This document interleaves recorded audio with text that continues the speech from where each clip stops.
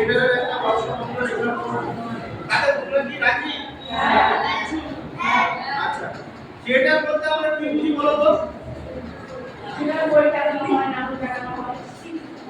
বাহ, আর বলো বলো, থিয়েটার বা নাটক বলতে কি বলবো? চলচ্চিত্রের প্রবেশদ্বার। হ্যাঁ, চলচ্চিত্রের প্রবেশদ্বার।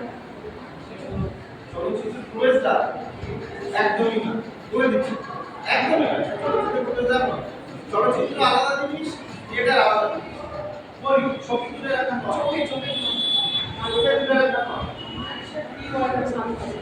যেটা বলছি তো সাধু ভাষা মিথ্যা ভাষা না, আমি এক পরিষ্কার জলের মতো ভাষা বলছি। আমরা কোনো একটা গল্প বা কোনো একটা ঘটনা সেটাকে আমরা স্টেজের উপরে বা কোনো একটা নির্দিষ্ট জায়গায় আমরা অভিনয় করি, সেটা দর্শকরা দেখে আচ্ছা যেটা চলবে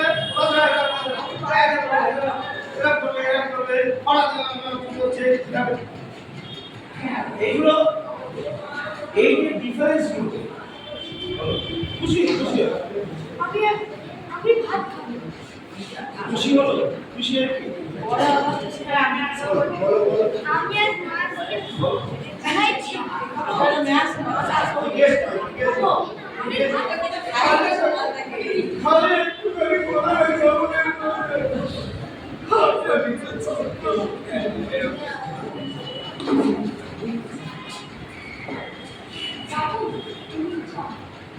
কি কি হলো লক্ষ্য করো, আবার লক্ষ্য করো, আবার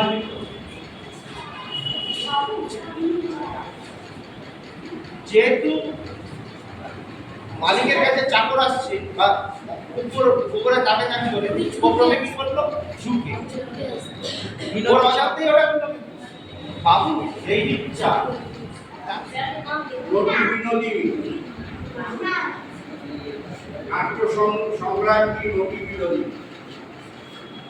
রবি বিনোদিনী একটা নাটকে শ্রী চৈতন্যের চরিত্র করেছে।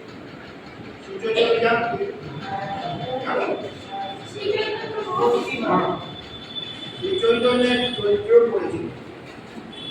এই চরিত্র তখন অভিনীত হচ্ছে মঞ্চে প্রশ্ন এসেছিল শুধু শেখা বা শেখাবার জন্য নয়, নাটকের মাধ্যমে লোক শিখতে হয়।